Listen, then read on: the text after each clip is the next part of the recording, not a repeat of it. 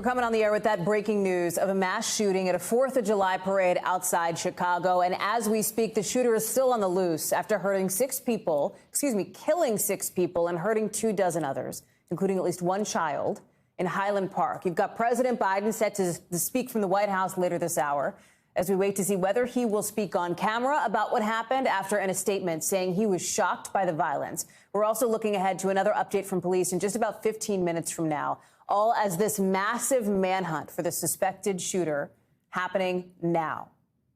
Accused of killing those 6 people, at least 5 of them adults who died at the scene. The gunman apparently firing from a rooftop, targeting the spectators who showed up for this parade. Hundreds of people, look at this, some of them with blood on them, sprinting for cover when this happened.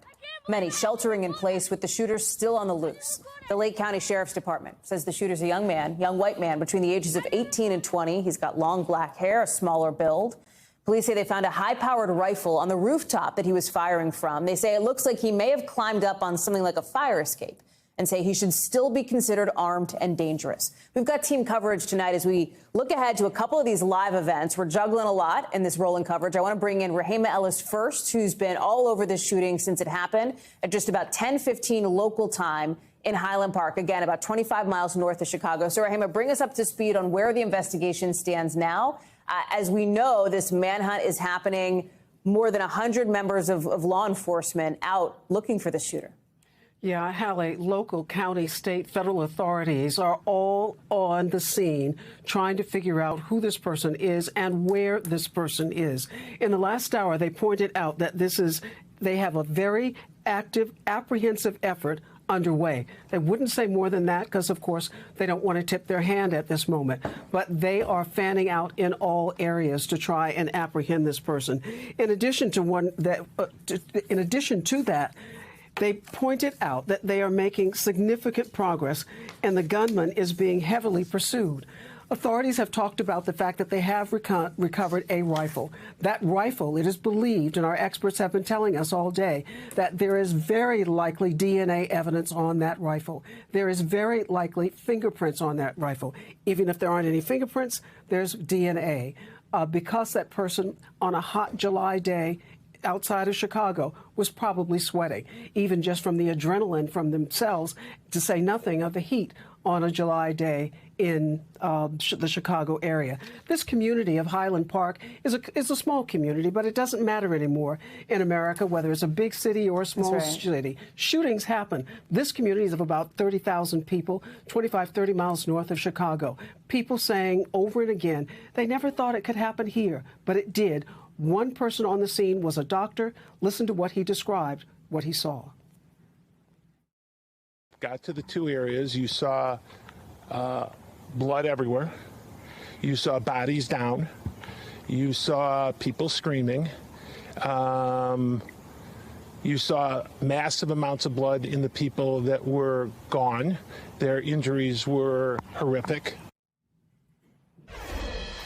And that from someone who is in the medical profession, a doctor, and even he seemed shaken by what had happened. Hard not to be. Hundreds of people out on this 4th of July day to celebrate a holiday, to celebrate freedom. We've heard over and again from people saying they do not feel free anymore when things like this can happen literally anywhere in America.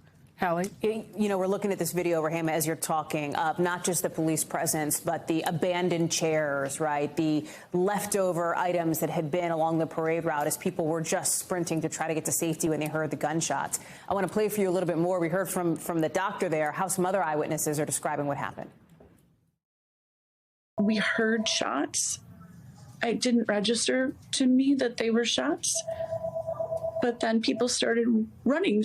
All these people were running at us and they were screaming that there's a shooter and to run. And then the sirens were so loud and just people just running at us. And then we were running. That's Kristen Carlson, Rahema, who I spoke with just around maybe 2:30, 3 o'clock. She had seen kids, little kids, she says, at least one little, maybe 7, 8-year-old separated from family. They were trying to reconnect the family together. She brought like a dozen people to the backyard of her mom's house where they were staying in Highland Park. Yeah. What is important to note here, too, Rahema, is that police say this was, in their view, completely random. This was random, and they say this was intentional. Yeah, which is interesting positioning to describe this. If it's random, how is it intentional? And if it is intentional, this person, according to authorities, accessed that roof by an unsecure ladder that was on the outside of one of these buildings, of the building that he apparently climbed up onto, and from a sniper-like position, rained gunfire down on this crowd. And so why was it random? Authorities and our experts in this area are telling us it's very likely that this person had an opportunity to, quote unquote, case the area to see what was going on. And clearly they knew that this was the 4th of July. Clearly they knew there would be hundreds of people there and they would be easy targets. Hallie? What else has struck you, Rahima, as we've watched this coverage really for hours now today as this has unfolded? When one mother said that she just grabbed her 3-year-old daughter and ran, and her daughter was totally unaware of what was happening, as were most people. The adults weren't aware of what was happening, but they do know that there was terror. They were being terrorized. She said her daughter was thinking about the candy that they had left behind. Children coming out to a 4th of July celebration, all they want to do is have a good time and make good memories. Now the question becomes, will they be able to forget? Will they be able to unsee what they saw, unfeel what they felt from this day? As one woman said also, she didn't think that the fire shots that she heard, the pop, pop, pop, could be happening in her community, a quiet suburb north of Chicago. She said, for one thing, it was Highland Park. The other thing she said, it's daylight. It's not the cloak of darkness that someone can operate from. And again, as we've heard so many times in instances like this, people think that it can't happen to them. This community now tragically knows that they are not immune. It can happen anywhere. Rahima Ellis, thank you for your reporting. I appreciate it. I want to bring in now Gavin Solinger, who was at the parade with his family when the shooting started. Gavin, can you hear me okay? Yeah, hi, Hallie. Nice to talk to you. I wish we didn't have to, you know, Gavin, on a day like today, after the horrific shooting that we saw today. I know that your son was in the marching band, and that is why you went to this parade. How are you feeling? How is your family doing? Yeah, thanks for asking. You know, we're obviously very shook up. So we've gone to this parade every year for over a decade. And for the last few years, my son has played in the marching band. So it was just kind of surreal. Is really the words that I would use to describe how it felt. Where were you specifically when this happened? I think you were standing along the parade route, right?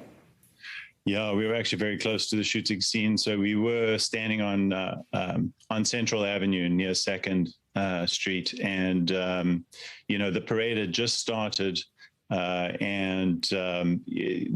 marching, we were kind of waiting for the marching band to come through. We saw the marching band, and we, as they started to approach, we wanted to get onto the other side of the street because my son was on the other side to get a picture. So my wife and I crossed the street, and we were taking pictures of them. It was great. And the side of the street that we were on then basically was the side where the shooter was.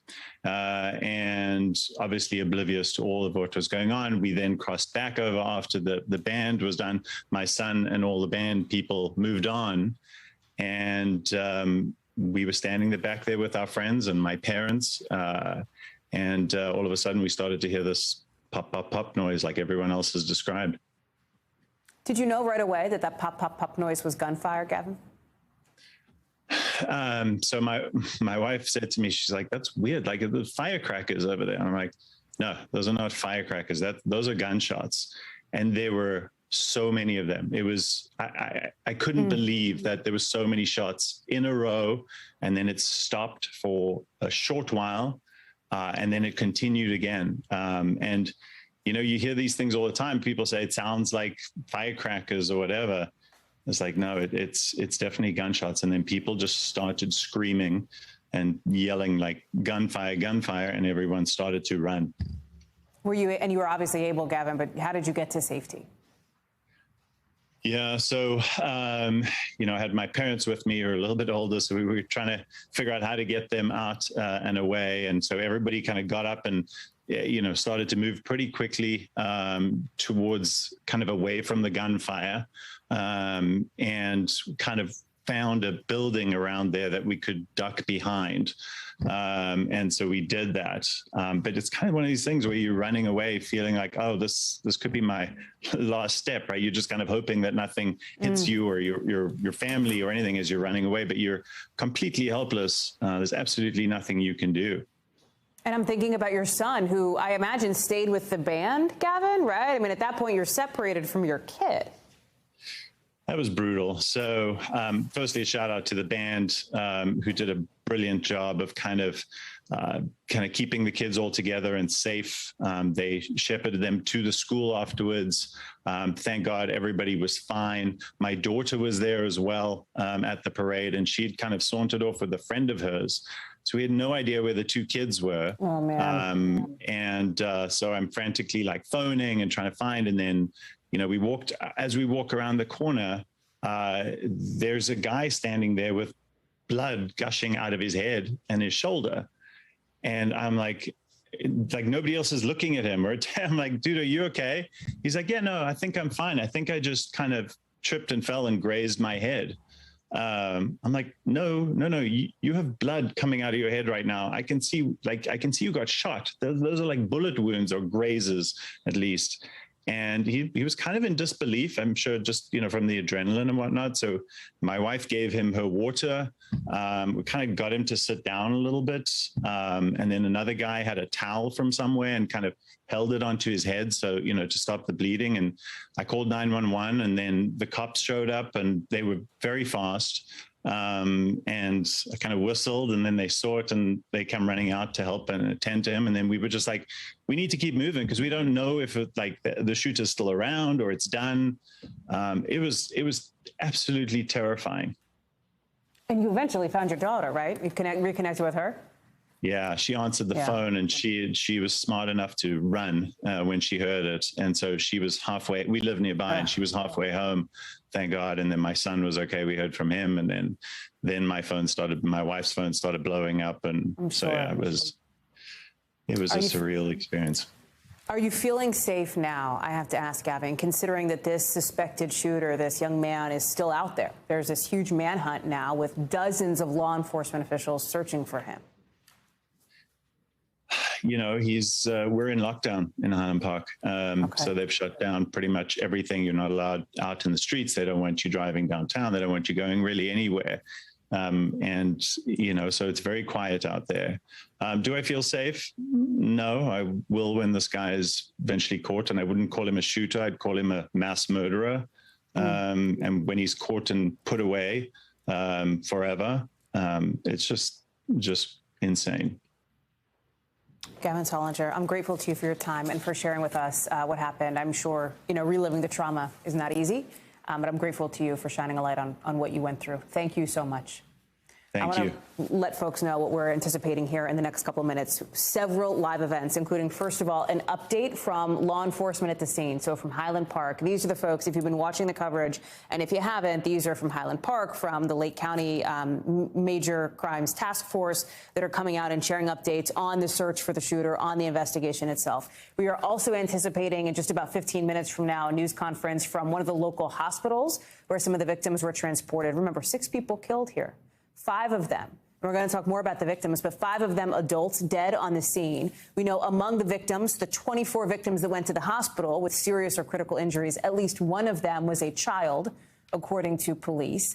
And then we also are anticipating hearing at some point, maybe in the next 15, 20 minutes, we're not quite sure, from President Biden, who's got this unrelated event, supposed to be celebrating the 4th of July out on the South Lawn of the White House. He is now, presumably, we don't know this, but it would be surprising if he didn't talk about what happened. He's already called this a shocking act of senseless violence. We'll see if he addresses this on camera. So that is what, if I'm interrupting people, that's why I want you to know. I want to pull back the curtain on that, because we are looking for some of these live events. But I do want to get to Tom Winter, who's our, of course, investigative correspondent here. And Tom, let me specifically focus in with you on this manhunt here, because you have state, local, and importantly, federal officials who are looking for this person. We have this description, young white man. It's still kind of a vague description. We don't have video. We don't have pictures. Police are basically begging businesses and folks who may have had cell phones along this parade route to send them anything they have. That's exactly right, Hallie. And, in today's age with facial recognition technology, getting a good, clean image of this individual is a first great step to figuring out who it is that they're looking for. But look, I think things are advancing on that front. Without getting into too much detail that we have unconfirmed at this point. Yeah, I was going to say, I don't want you to get where you can't, but when I hear you say something like that, my spidey sense goes up a little, Tom. Right. I mean, it's been approximately 6 hours or so since the shooting occurred. That's generally enough time to get some of the basic information that you would want to at least to be able to focus in on perhaps some individuals or perhaps to cross some people's names off a list. And so it's quite possible that work is ongoing. But look, sticking with the things that I can absolutely talk about and feel comfortable discussing, the first thing is that at one of the recent press conferences, they talked about the fact that this individual fired from a roof and presumably knew which ladder to go up or that a ladder was unsecured at a local business. That does indicate to me some planning and some thought by this individual. Now, and a ladder we still connected. don't have a motive. I don't mean to interrupt, Tom, but they also specified it was specifically a ladder that was connected to the building, which sounded to me like some kind of a fire escape. No, this wasn't like some construction ladder that's not there that was sort of propped up. Exactly. And I mean, if you're going to do something like this, you really just walk around and look for a random construction ladder. So, I mean, that's not something that I think probably occurred here. So I think we're looking at somebody who put some thought and planning into this to think and plan about a completely senseless act. And so when you look at this, you're looking at an individual who had a high-powered rifle. That's typically a euphemism for an assault-type rifle. We'll wait to get the specific make and model number on that, but does it really matter? We know that a rifle of that type can cause an awful lot of damage very quickly. If it is an assault rifle, it's similar to what we saw used in Uvalde and Newtown and continue on down the line of shootings. So from an investigative standpoint, him leaving behind that weapon may have been a major clue. Time will tell on that front. At this point, there's certainly enough time to be able to do what is called in law enforcement circles a cell phone tower dump. So at this point, this individual, if they had a cell phone on them, that number would have pinged off of local towers. And if they have a name or somebody suggests a name, they can see if that person was in the area, and then that can continue to help their law enforcement efforts from there to determine who this individual may have been, and then to perhaps go and find out where they are now. So I think that's going to be the key. When they find out who that person is, that's going to be incredibly important, one, to make sure they don't do anything else today. But number two, were they working with anybody else? And what is the motive behind this to see if there's a threat to any particular communities or to any particular events as we come into July 4th evening with fireworks and parades and other things still presumably on the docket in that area. So those are all critical reasons why they want to find this person as fast as possible. Hey, Tom, you talk about the potential for an ongoing threat from this person who is still on the loose here. We know that several suburbs around Highland Park, around Chicago, have totally called off events and activities for today because of what happened. We just spoke with somebody who was at the parade, Gavin Solinger, who told me that he didn't feel safe. He's in lockdown at Highland Park at his house, effectively staying at home, and he's not comfortable leaving at this point until this person is found or until there is some progress made on trying to track this person down. You talked about this, what police are calling high-powered rifle that was recovered from this rooftop of a local business. That is significant, Tom, right, for a variety of reasons as it relates to trying to pinpoint this person's whereabouts. Well, that's exactly right. So, there's a unique serial number that's going to be on that rifle. Perhaps there's fingerprints or other types of forensic evidence that's going to be on that rifle. That can be helpful. But I think the other thing that, back to the other kind of critical part of this is that serial number. So they will be able to work with the ATF, and this effort has been ongoing. We've reported it, so I'm not putting anything out there that's a surprise to anybody. The ATF has dug through that serial number, and they'll be able to figure out when that rifle was purchased and by whom. Is that your shooter? If it's not, was it sold to another individual at another date? All of those are very crucial details at this point to try to determine exactly what happened here. Tom Winter, I know you're staying close to the phone, working your sources. We'll come back to you with any updates. I really appreciate you being all over this from the federal perspective on the manhunt for the shooter. Thank you. I want to go now to Isa Gutierrez, who is live for us with some new video, I understand, that is just coming into us. Isa, what do we have? Hey, that's right, Hallie. We just got this video that was taken from an apartment building right by where this happened.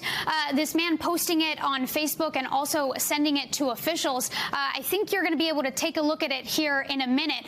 This is, again, taken from inside this person's apartment that was on the street of the parade. He was watching the parade, just taking a video, of everything going on. And then suddenly you hear those gunshots. You can tell that, what we've been saying this whole time. At first, those on the street, as well as the person taking the video themselves, didn't realize what really was going on until a few moments later, where you see people ducking, diving onto the sidewalk, screams as well.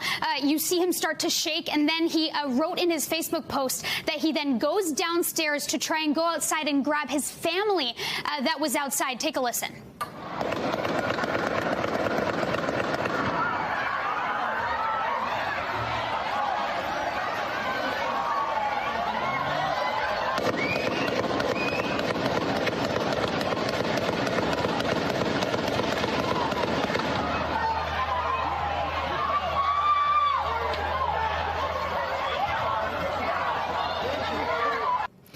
Now, we saw in the Facebook post the person who posted this video, again, saying that they were in their apartment just taking a video of the parade when they witnessed this. They then went downstairs to try and get their family back inside. They said that there were already, by the time he got downstairs, 20 people locked, behind closed doors inside, trying to get to safety. I want to talk a little bit, again, about what we just heard in the last hour, Hallie, hearing from the first time today from the coroner's office, them saying that they have identified the 5 people who died at the scene, all 5 of them adults. Officials are currently working on notifying their family members before they release any further information. They also said that one other person died at the hospital as well of their injuries. Another 23 people transported from the scene to 3 nearby hospitals, many of them serious or critically injured, one of them a child. Officials described their injuries as gunshot wounds to various parts of their bodies, including the abdomen and the limbs. These were very serious injuries. We're going to hear, hopefully very soon, from the hospitals some updates on these victims. You heard also from a doctor on scene who spoke to our affiliate there. He stayed back. His family, his grandson, ran away to safety. His instinct was to stay there on scene on ground zero. He says that there was blood everywhere, that these injuries looked like war injuries. We heard from officials saying that they quickly applied tourniquets. Of course, there was a large, heavy law enforcement presence on scene when this happened, so tourniquets were applied. They tried to control the bleeding as quickly as possible, but just a horrific scene. And I have to say, Hallie, I went to school very close by in Evanston. Many of my friends from college are from Highland Park, and they describe their town how we've heard it described today. It's a small, sleepy town. They never expected this would happen there, but of course, no one ever does. We hear that over and over when these tragedies happen. Hallie? Isa Gutierrez, stay close to a camera. Isa, thank you so much for those updates. As you mentioned, we are expecting to hear from the hospital. We are expecting to hear from Highland Park Police and the other law enforcement agencies who are on scene. And we are expecting to hear at some point from President Biden. We don't know for sure if he will address this shooting, but we know he is set to speak shortly. I want to take you now to the White House South Lawn, where the president is expected to speak with Kelly O'Donnell, our NBC News senior White House correspondent, who I believe is joining us. Kelly, do we have you? Yes, I hear you now, Hallie. How are you? Thanks, Kel. We are here on the South. Yep. Take it away, Kel. Yeah, so we've got a little bit of a a mood conflict here because we're at a party on the South Lawn where the White House has established a big cookout for military families. And so people have been enjoying themselves this afternoon, and there's a lot of music that's been playing as they've now shifted from the rock and roll to patriotic music. So it's a different kind of vibe than really fits the moment that you've been talking about. But nevertheless, that often happens on the White House beat where planned events intertwine and conflict with breaking news. And so what we do expect is that the president will come out here to address these members of the military and their families about the 4th of July. And he may choose to use that moment with all of the cameras here and hundreds of people on the South Lawn as an opportunity to also address the heartache that's playing out in Kelly, Highland Park today. And speaking of that heartache, other Kelly, families have I'm sorry to interrupt Yes. you, friend, and I appreciate you being there, but we talked about some of the other live events we have. One of them is starting now, and that is the news conference from officials at one of the local hospitals there. We want to go to that. 26 individuals that showed up here at Highland Park Hospital, 25 of those did sustain gunshot wound injuries.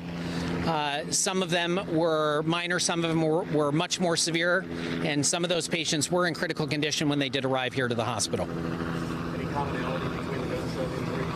Were they all different parts of the body? They were all different parts of the body, extremities as well as other more central parts of the body as well. Do you have any specific number on what conditions those 25 were in? Yeah, so of the 25 who came in with gunshot wounds, 19 of those individuals were able to be treated and actually discharged home after they had had their full medical evaluation and treatment. Several others did arrive in more serious conditions and did have to be admitted. We had one that had to be transferred over to Evanston Hospital under the care of our great neurosurgical team. We had a couple of other patients that need to be admitted to either our trauma surgical team, which are represented here, as well as to some of our orthopedic trauma surgeons. Doctor, could you give us an age range of people treated? Absolutely. So the age range ranged from about 8 years old was our youngest patient up to 85 years old. How many children? I can't give you a specific number on the number of children, but it was definitely around 4 or 5. What happens in an emergency room when you get that many gunshot victims coming in at once? Well, we immediately have to make space for all these patients to come in, and hence why I commented before how we use some internal processes to mobilize resources. Our wonderful surgical and trauma staff were immediately alerted through emergency messaging that we had a number of patients that were going to need emergency medical services and their evaluation. On top of that, many other emergency physicians, pediatricians, internists, surgeons, trauma surgeons, anesthesiologists, and others were also notified and mobilized to help take care of the number of patients that were coming in. Your staff looks, of course, shaken up. What is this like? Have to deal with such a massive. Well, I think, listen, there's been a lot of different events that have happened in the United States, and this obviously now has hit very close to home. It is a little surreal to have to take care of an event such as this, but all of us have gone through extensive training. We go through a number of different programs, training. We practice for these events, even though we hope they never happen. And so I think our team very admirably handled the situation today. Of course, we provide services that include social work, and we have others involved that our team, as well as our patients, will have a chance to talk to therapists and counselors to debrief after something that is so traumatic. And if anyone has a loved one in the hospital, they need to know, or have families all been notified? So families have all had the opportunity to actually come into the hospital and wait. We had liaisons working with those family members, and all of those family members have been reunited with the patients that were here and treated at our North Shore hospitals. Anybody from the nursing staff that perhaps might want to talk? Does anybody from the nursing staff want to talk? Come on up. So this is Barb Croak. She's one of our emergency medicine nurses. She also does a number of administrative roles here at North Shore and has a wealth of experience. Good afternoon. Tell us what it was like for the nurses. So we have an amazing team of nurses who every day give 1,000% of their time and talent to their profession. They all immediately go into emergency mode, and they are trained in trauma and pediatric care as well. They have extensive training. They're amazing people. They showed their proof in COVID, and now with this absolutely upsetting and tragic mass shooting, they came to the call to duty. They were fantastic. Multiple nurses taking care of one patient at a time because there's family members. Emotional support is needed, advanced trauma care, advanced emergency care, EMS personnel. So amazing squad of nurses, very proud of them. I'm very, very thrilled to call them my colleagues. Yes. You said 26 patients were taken here, 25 were being diagnosed, and then 19 were discharged, but one person was hospitalized. Yeah, so actually we had two patients that were transferred to Evanston, one of them to get further neurosurgical care. One of them was also a pediatric patient, and so our inpatient pediatric unit is over at Evanston Hospital. We had another patient who was transferred over to Skokie Hospital, which is our orthopedic specialty hospital, and another patient who was transferred down to Comer Children's Hospital after getting some emergency surgery. I would also like to add that our nursing staff were phenomenal, but the gentlemen that stand behind me here and ladies that stand behind me provided amazing emergency surgical and orthopedic care. With me is Dr. Talamonte and Dr. Andy Agos, who helps run our trauma surgery program, and the response that they made, the time in which they arrived to help support and take care of these patients was absolutely phenomenal. Dr. Talamonte, could we speak? You have been listening to that update from the North Shore Highland Park Hospital, where a number of people who were hurt at that 4th of July parade at Highland Park were taken. And some key new pieces of information there, specifically the age ranges of some of these victims. Again, just at this particular hospital, from 8 years old to 85 years old, from the youngest to the oldest people who were hurt here. You are now looking at President Biden, who is beginning his remarks at the White House. Let's take a moment to listen in. Thank you all for being here. Good evening, my fellow Americans. Today we mark the 246th anniversary of our independence as a nation and recommit ourselves to the great experiment of America. And while the events of 1776 were remote in time, their meaning is real and vivid and continually unfolding. Don't worry, we got babies at home. It's okay. Children are allowed to cry. For America is always becoming, always on the move, always a work in progress. That's the key word, a key idea, a keynote in the life of our nation: progress, forward motion, the creation of possibilities, the fulfillment of promises. That's the American story. And you all know well, it's not a simple one. It never has been. It's often been the case that after we've taken giant steps forward, we've taken a few steps backwards. And after doing the hard work of laying the foundation for a better future, the worst of our past has reached out and pulled us back on occasion. But I know this, that from the deepest depths of our worst crises, we've always risen to our higher heights. We've always come out better than we went in. We've been tested before, just as we're being tested today, but we've never failed because we have never walked away from the core beliefs and promises that define this nation. Chief among those promises is the proposition that we are all created equal. We say that so often the time you're a kid in school. Sometimes we wonder whether it's just rhetoric. But we're an idea. The only country based on an idea, not geography, not religion, not ethnicity, but an idea. We're all created equal. The laws are instituted among people to protect the vulnerable, to check those with power, and to guarantee the pursuit of justice. And to realize these promises requires a principled patriotism, a patriotism that recognizes that no person, no party, no interest can take precedent over the American project. A project that has come up short in many ways, but which continues, even in this hour. A project that says we're all in this together, and the ambitions of a few cannot be allowed to prevail over the aspirations of the many. That's how I see America on July the 4th, as big and a big-hearted place where we debate and disagree, yet we're united by a love of country. And as it's been before in our history, in times of war and division, of growth and change, the 4th of July comes at a critical moment. Our economy is growing, but not without pain. Liberty is under assault both here and abroad. In recent days, there's been reason to think that this country is moving backward, that freedom is being reduced, that rights we assumed were protected are no longer. A reminder that we remain in an ongoing battle for the soul of America, as we have for over 200 years. I know it can be exhausting and unsettling, but tonight, I want you to know we're going to get through all of this.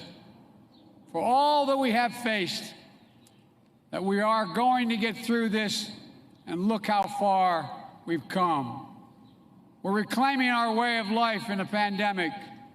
Vaccines are nearly available to every American. Restrictions lifted the 4th of July, together again at the White House. And for all the challenges, America has the strongest economy in the world. More people working and starting businesses, more young people graduating from high school and college than ever before. I just returned from an important trip, the military will understand, to Europe, the NATO meeting. We're relying on what we can do to rally the free world to defend freedom. Before I left for Europe, I signed a law, the first real gun safety law in 30 years.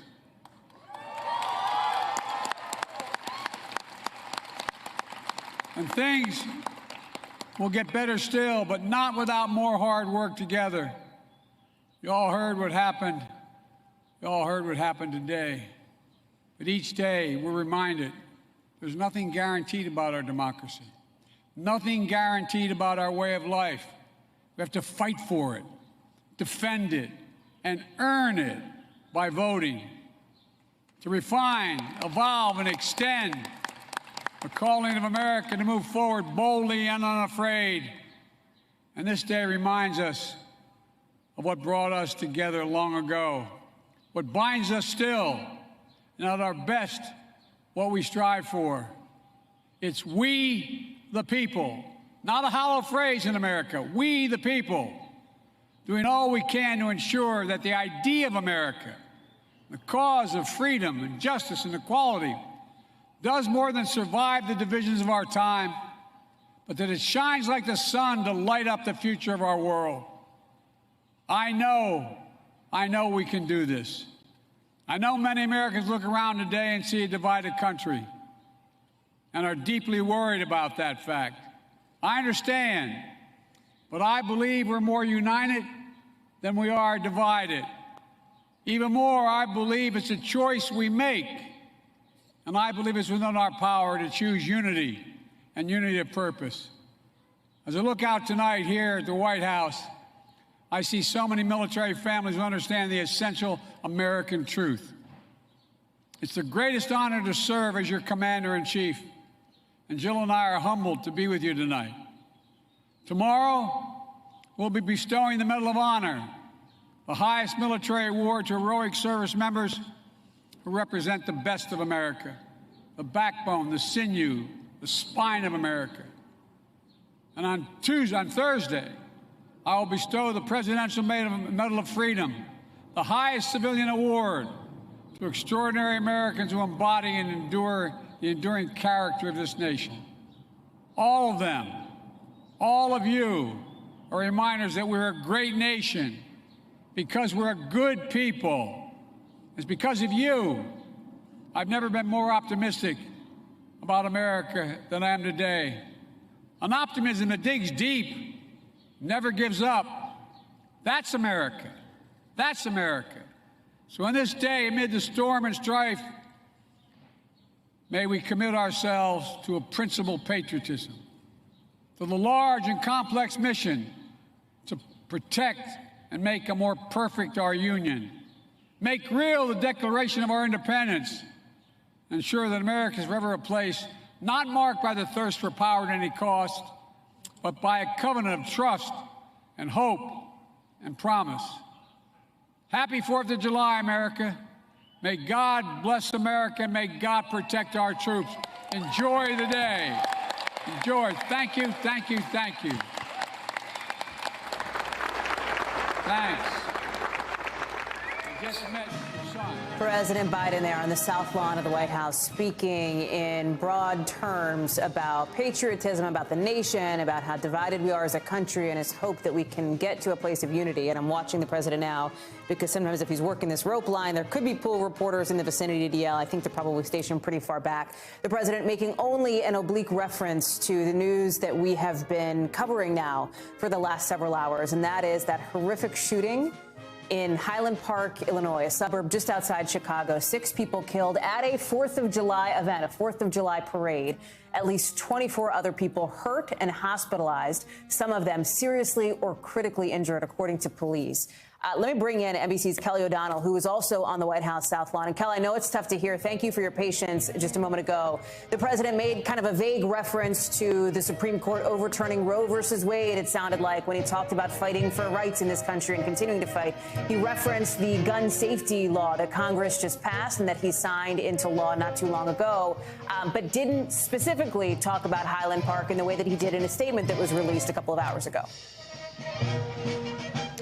Very much so. It seems that the speechwriters and the president putting his own final touches on the remarks had this planned for today with a much broader message about what's been happening in recent days and weeks in the United States, and less so about what happened earlier today. And so it was what I believe is probably just an ad-lib moment when the president made a reference after he reached the point in the speech where he acknowledged signing new gun safety legislation into law and how significant that is, and made the reference to the crowd here. You heard what happened today. He did not mention Highland Park. He did not mention that there are deaths there and that a search is ongoing for the gunman. But he made that general reference. And so many of the themes in his prepared remarks do connect with this holiday in a way that many Americans can understand. And he seemed to be much more pointed in speaking about the overall atmosphere of unity or disunity as it is in this country, and certainly references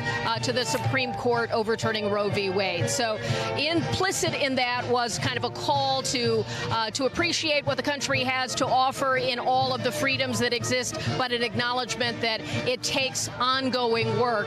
And he encouraged people to do that in terms of how they engage politically and publicly to maybe change the outcome when it comes to more gun legislation. If people support that, they have to do that with votes that transfer into a Congress that has a different sort of makeup. So the president appeared to stick to the planned script, did not address it directly, but made a reference. And for many families that were here and enjoying the day, perhaps for those on the South Lawn, that was enough. It did not seem to match sort of the moment of our coverage, but the president was probably in this moment more speaking to those who were here and not to the larger message. He certainly had the opportunity to take it larger, and he chose not to do so. Hallie? Kelly O'Donnell on the White House South Lawn there. As we know, Vice President Kamala Harris is set to visit Chicago for a separate pre-planned event with the National Education Association tomorrow. As we take that last look of President Biden shaking hands there on the South Lawn, we'll see if he gets close enough to any of the pool reporters to answer questions about Highland Park. I want to get back to that topic with Karl Besnow, a law enforcement analyst and former Seattle police chief. Chief Bess, thank you for being with us. I want to play for you this new video that has just come into our newsroom here at NBC News Now from somebody who was in his apartment who was basically inadvertently captured the moment that these shots began at this 4th of July parade right around 10:15 local time, 11:15 Eastern time this morning. Watch.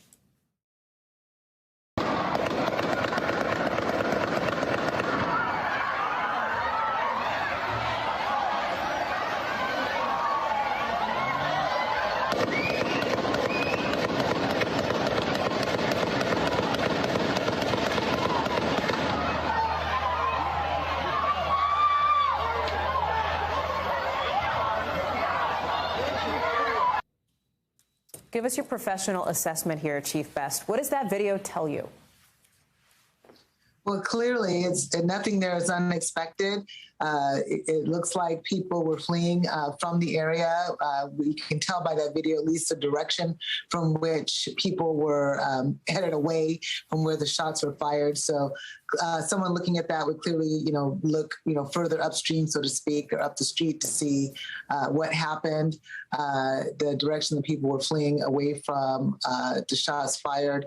We did see some, it looked like safety personnel, potentially officers, I'm not sure, headed back toward where the shots were potentially coming from as others were fleeing the area.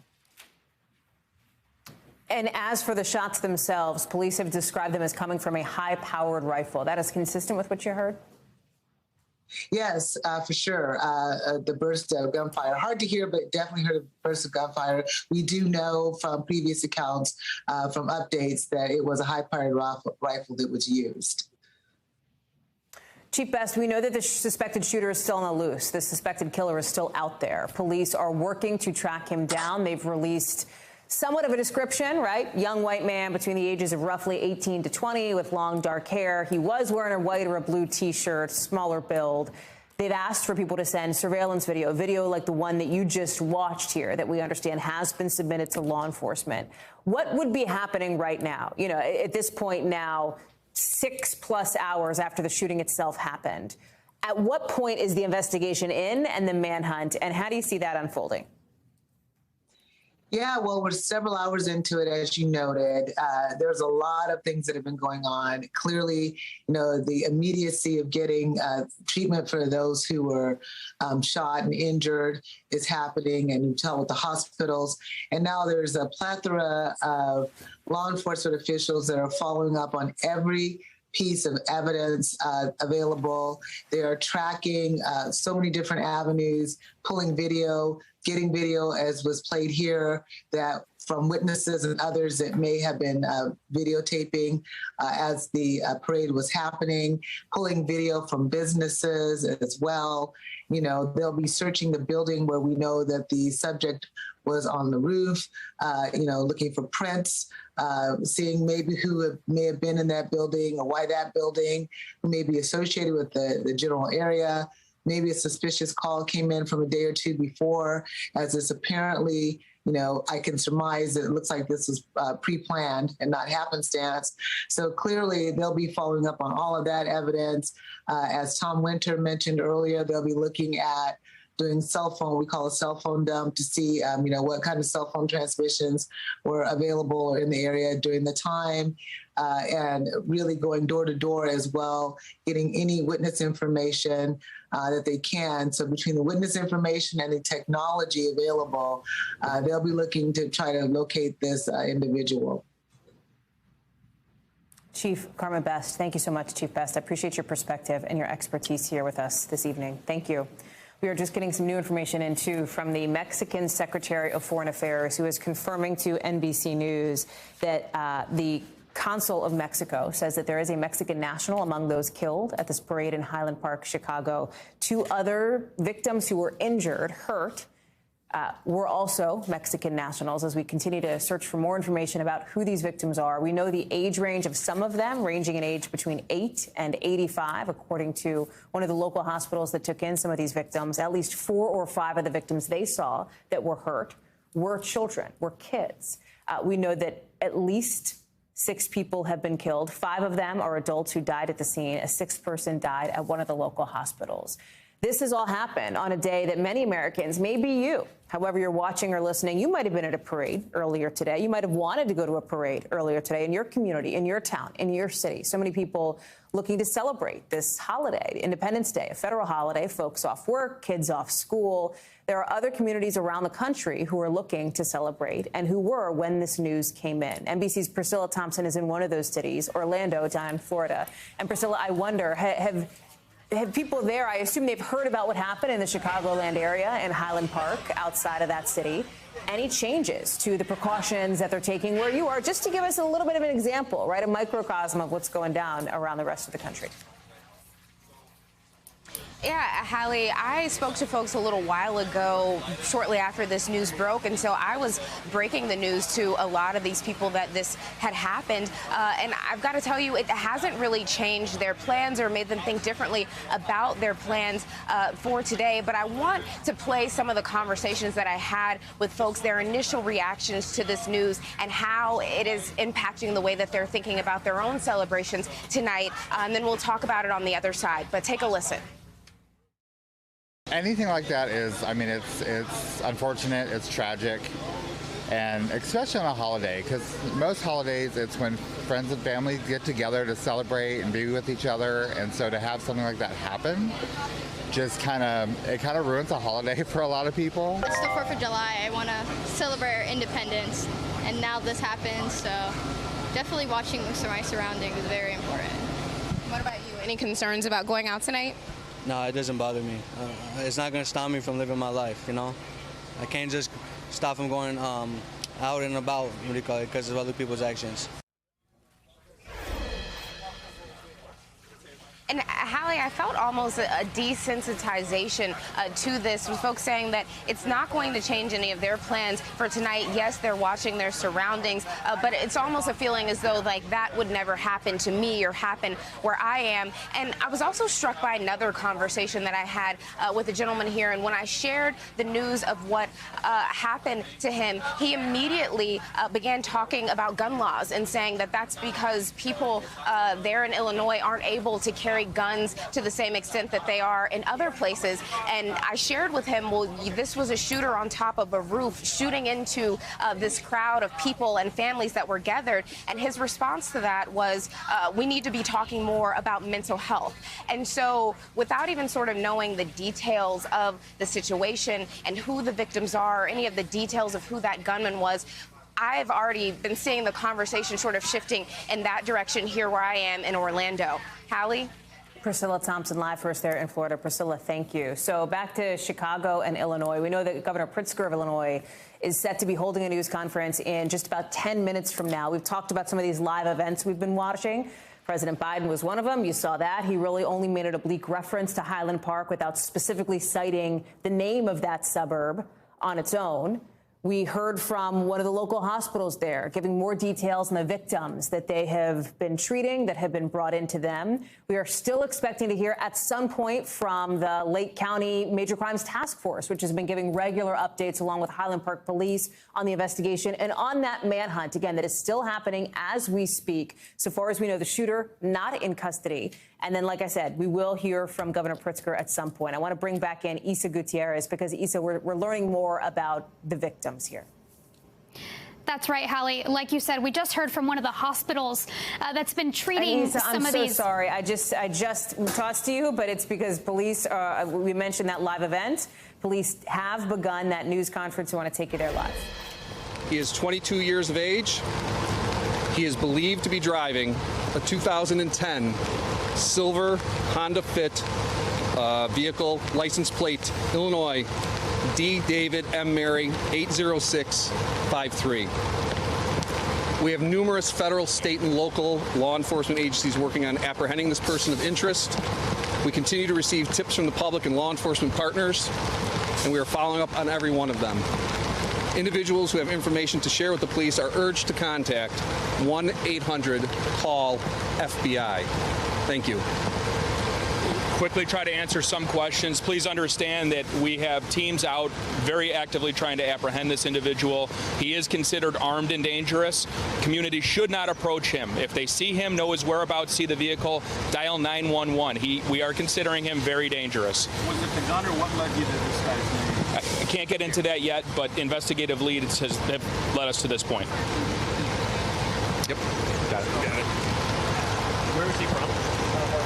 At this time, we're just going to give you the name and license plate information. We're concerned about everybody's safety. So Robert E. Crimo, C-R-I-M-O, III, 22 years of age, believed to be driving a 2010 silver Honda Fit, Illinois license plate, D. David M. Mary 80653.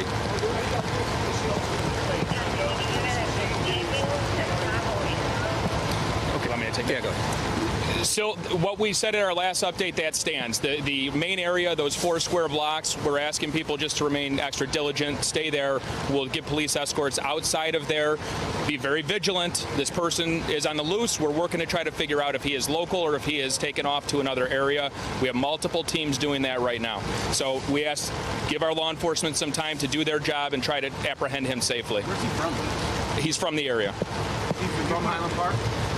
From this area. We'll have more on that later. Additionally, we will have photos going out shortly of him and a similar vehicle that he is believed to be driving. What's the first letter of his last name?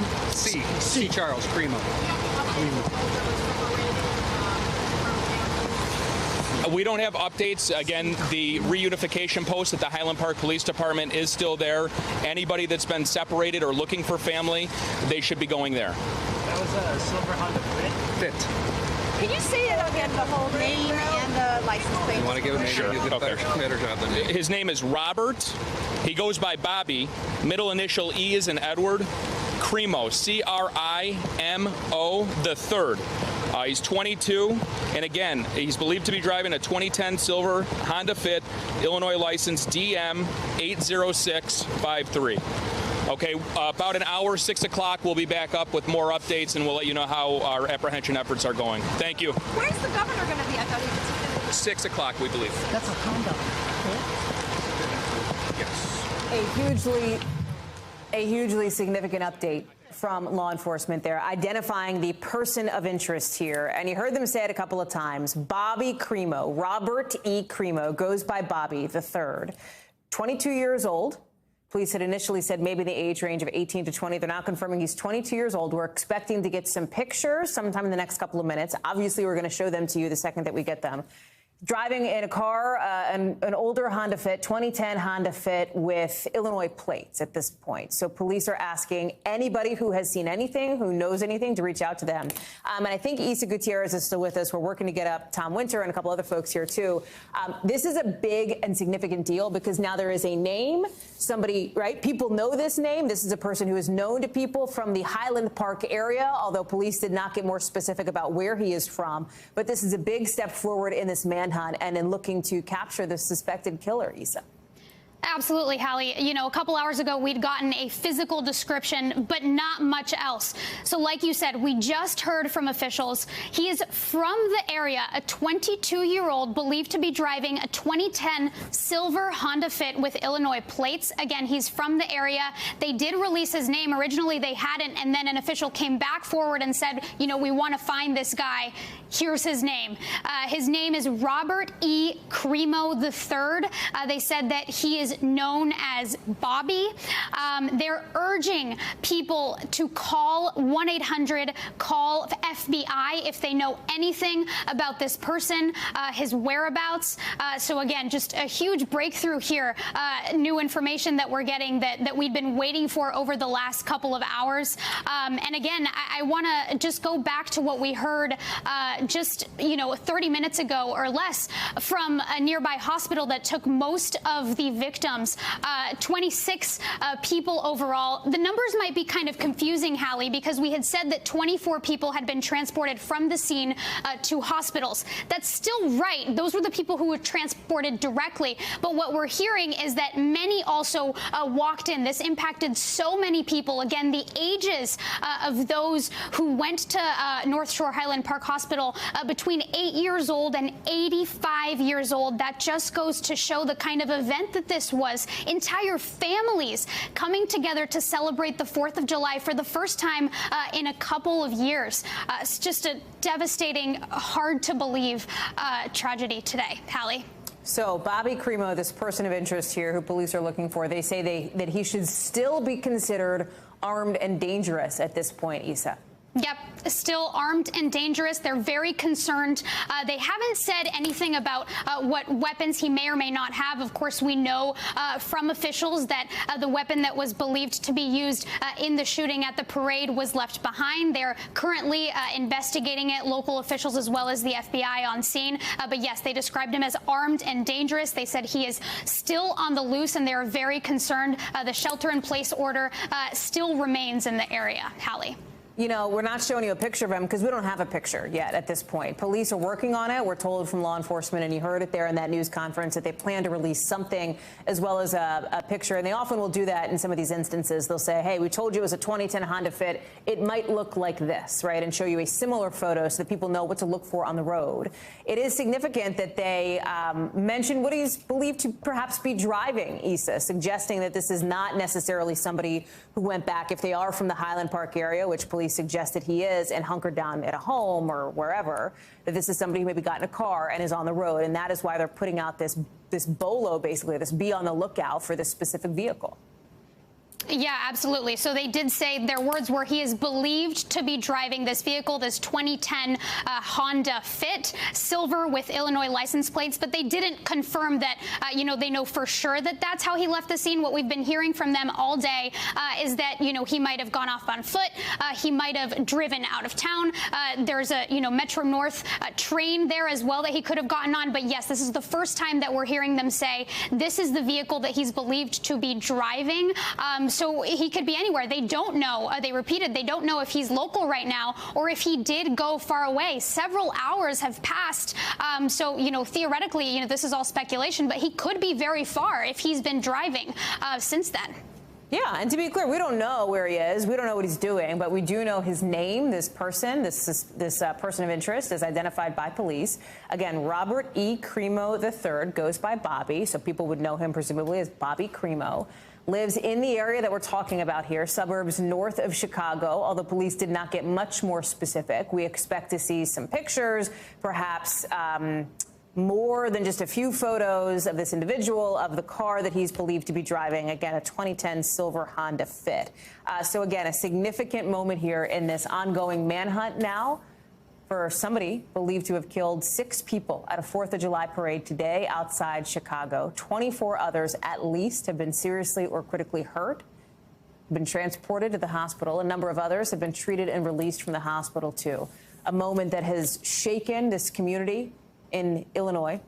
We expect to hear from Governor Pritzker of Illinois sometime in the next couple of minutes. Our Chicago-owned station, WMAQ, will be keeping up with the continuing coverage of this mass shooting on this 4th of July. We appreciate you being with us, and we'll leave you with their coverage for now. Thanks for watching our YouTube channel. Follow today's top stories and breaking news by downloading the NBC News app.